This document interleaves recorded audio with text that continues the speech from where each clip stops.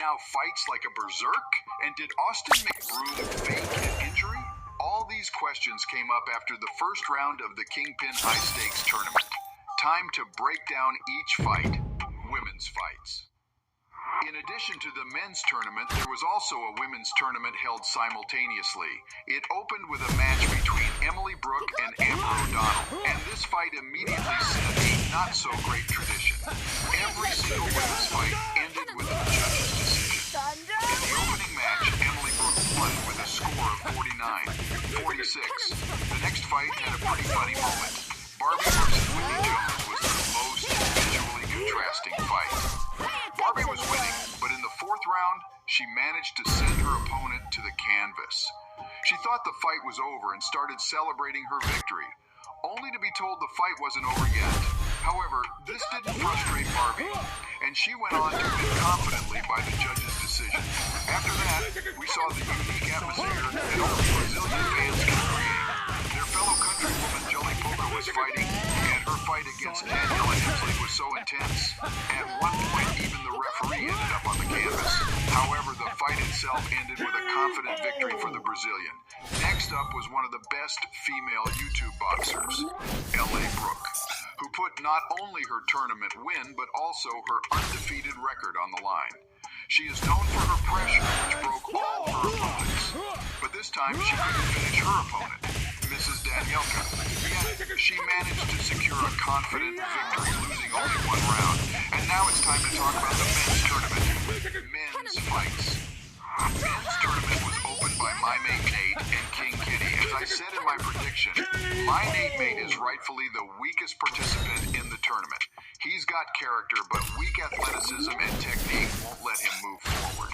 Especially considering the fact that he's up against the new King Kenny. If before Nate My Mate had a chance to win by decision due to Kenny's passivity, now this problem doesn't exist for King Kenny. He used his sharp jab, controlled the distance, and aggressively added hooks and overhand, which twice dropped My Nate. He tried to get up and continue the fight, but objectively he had no weapons to oppose the raging King Kenny. How do you like this version of Kenny? Write in the comments. The next men's fight was the strangest of all, because even before the fight, old man Tom Zanetti reluctantly bullied young FaZe Jarvis. Trivial phrase about not knowing what FaZe is almost brought Jarvis to tears, and the moment when Tom entered the ring with him at the open workout completely bewildered him. But surprises from the man with the best teeth in the world were not over. He won the first round, dealing powerful blows. By the second round, Jarvis remembered what Floyd Mayweather had taught him.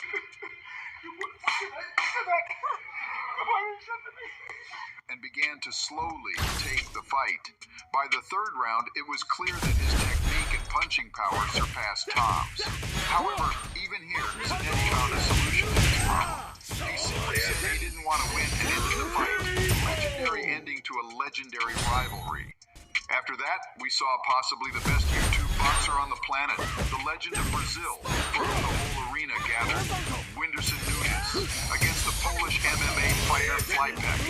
From the very first seconds, Whindersson pressures. Sometimes he takes hits, but the essence of the game plan is to wear out the opponent. He forces Flypek to run around the whole ring and look for space. Fighting while moving backward is always much harder than moving forward. However, for an MMA fighter, this is even more inconvenient, because the distance in mixed martial arts is completely different. As can be seen in this fight, the pole often clumsily attacked. However, because Nunes was constantly moving towards him, he managed to land some shots. However, this is the case when the opponent allowed himself to be hit, because the beginning of the second round immediately hinted at what would happen soon. This here is going to be fun.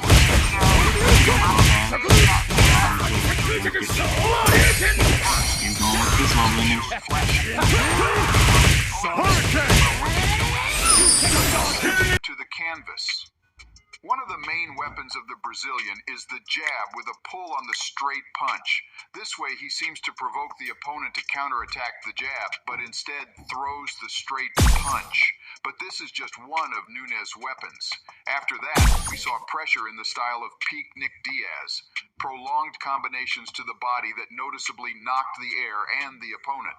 then switching from hooks to uppercuts to the head. It was already clear that Winderson was simply on another level, and knockout was just a matter of time, which came very quickly. The Brazilian famously knocked out Flight with a punch to the body. In the next round, King, who do you think will win? Write in the comments, and while you write, the main fight of the evening. Main event. No handshakes. Both fighters are ready to end the rivalry. The context of the first fight is extremely important.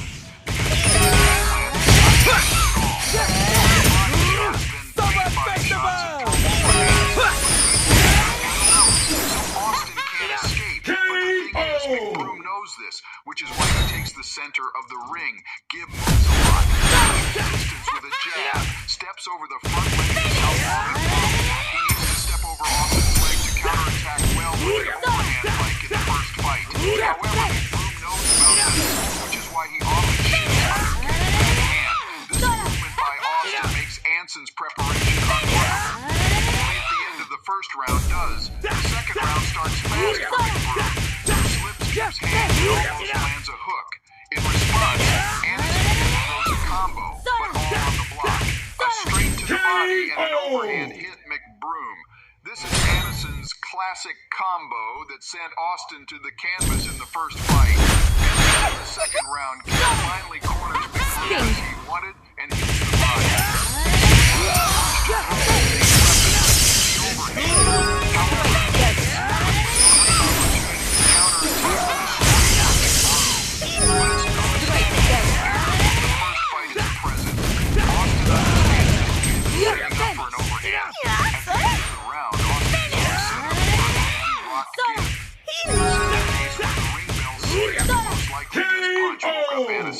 Gibb starts the third round very actively, cornering McBroom with an overhand. McBroom is also not asleep in this round, and counterattacks. He goes into a clinch. He plays a left hook, followed by powerful shots that noticeably shook Austin. The only way to survive is to clinch, which McBroom does. But suddenly he starts yelling, after which the fight stops. As it turns out later, McBroom twisted his ankle in the clinch.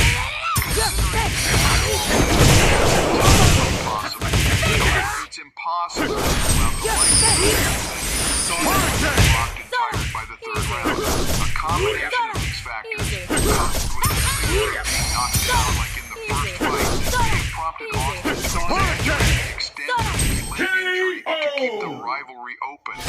Do you think Austin McBroom's injury is real? The time controller, lack of controlment, Rapid back. Strike back. Rapid back. Only gotten more mainstream in the scaling community. The time patroller whose skills above him is often not discussed. In this video, the apparent was trying to discuss cosmology.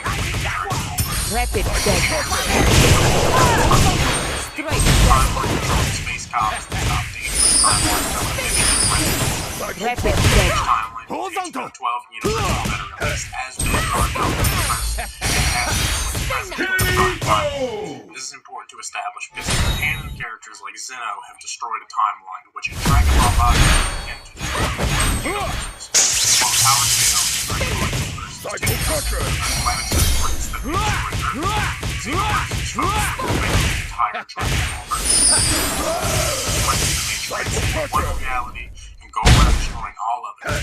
For all of them, Kid Buu managed quadrants of the universe. Zeno from Prime Time Warning and Xenoverse characters are involved in further Prime Time. Universe 1 appears his magic to increase his power and unlock his giant demon god outside of time by the Supreme Time. Supreme Time is an alternate dimension outside of space-time, which is Time Patrol to actually handle threats, showing his strength. The Supreme Kai of Time has also been able to merge timelines together, and the timeline Let's go! makes this able to 1,000 deaths! Let's go! God, 1,000 deaths! Sheer power to open up dimensional portals before he is even on screen. Demigra, like Toga and Mira, also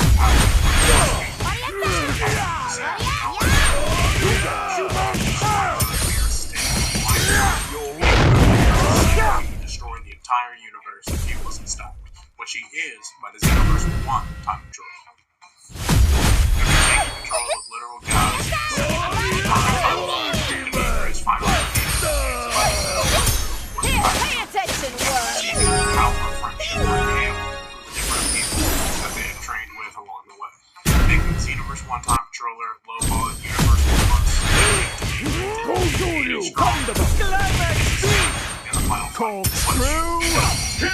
This final fight also takes place in between different timelines, a black void with no space or time, meaning that it can put the speed formula into account for speed, distance, and time.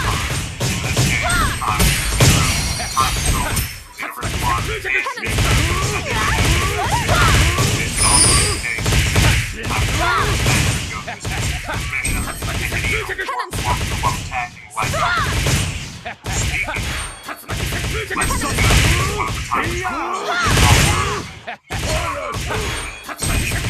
of the time controllers for the time control has all of his credits as he Dragon Ball Super Demon Realm and alternate timelines with empowered threats like Mira, Fu, and Demigra. He is possibly implied to be the same as Goku seen in the Dragon Ball Heroes. Also works with time control and scenes, as well as Reflect cannon Reflect cannon opponents, dark Dragon Balls by themselves, and Reflect cannon spread themselves.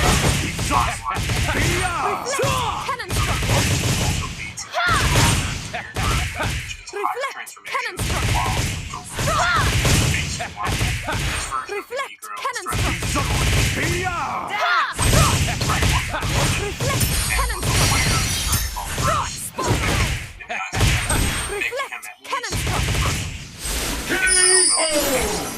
by further extrapolation, so does the Xenoverse 2 time controller, as they regularly keep up with one another during training or fighting side by side.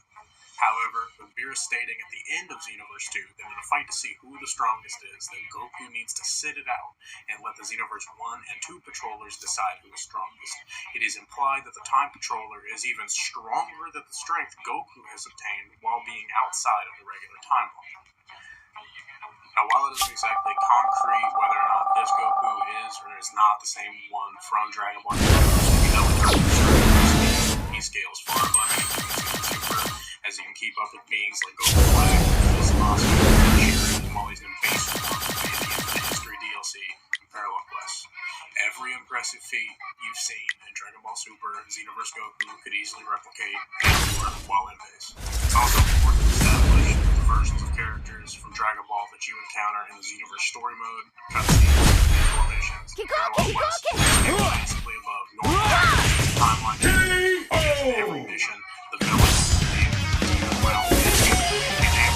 a low-class Saiyan like Bardock from being unable to go Super Saiyan to being able to go Super Saiyan 3 win against an android with multiple lifetimes worth of battle experience still limited.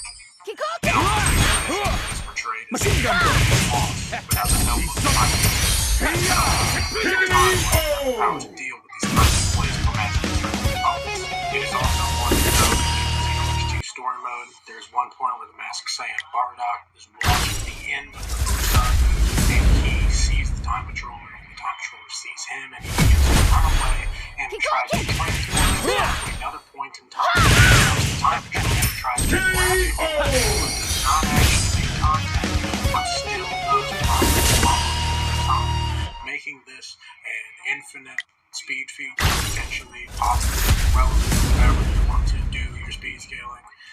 Well, what we know is that if this was done and not time travel technology, like time travel game, and not a sphere with the clock effect around the controller before or after this cutscene, implying that yes, it was done through raw speed alone.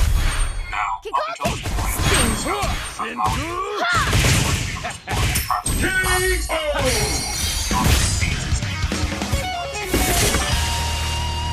yeah, before we do any of that, I want to take the time to this. I apologize for not, I guess, giving you proper high things. I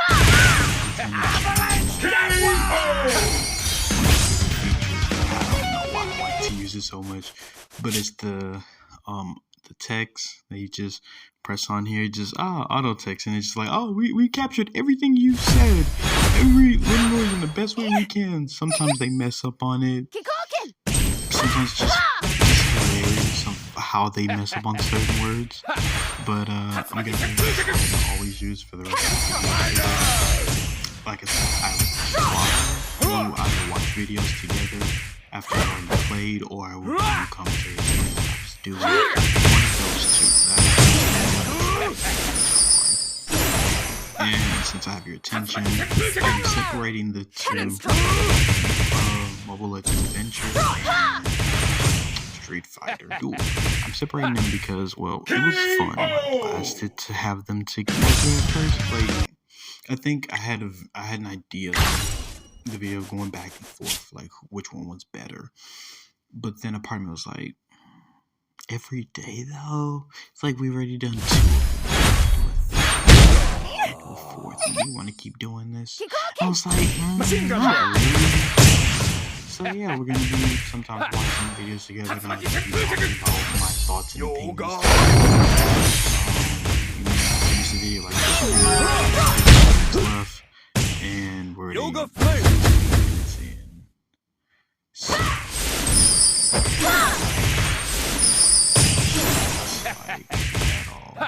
And I'm doing this on my phone, so it doesn't make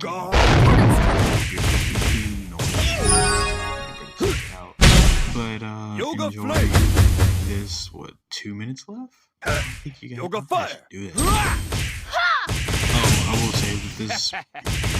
I think the last fight doesn't finish because and it was. I forgot to delete some old videos, and they just stockpiled up instead of being deleted and already posted. They already posted, I just didn't delete them. So, I wound up deleting them. You can obviously fight. I'm gonna separate the two. Yoga fight. After this, immediately go to adventure video. And so by the time it's finished uploading, I'll be doing the same thing for that I'm doing for this video for the next one. I will every now and then have music involved. I'll probably record it better. Probably get much better at this. Like, I really could have just screen recorded and then just extracted. I probably should have extracted the sound, but I was not thinking at all. And I just was like, yeah, let's just record the worst way possible that gets everyone's not attention. But hey, like this, so you would always have it in some type of words, because I like the text personally. I like the ones that they just randomly do for this. I just think it's funny. Because like sometimes they be like saying funny things. Like sometimes they get it right on the point, but that's what I'm saying. Goodbye.